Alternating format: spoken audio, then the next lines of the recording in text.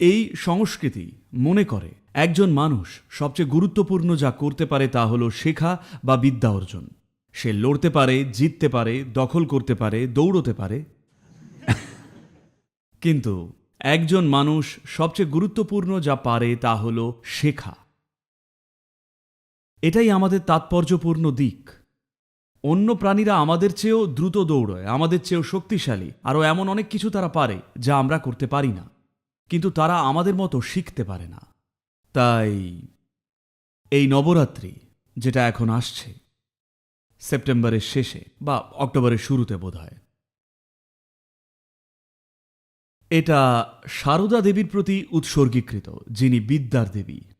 কারণ এটাই আমাদের অনন্যতা।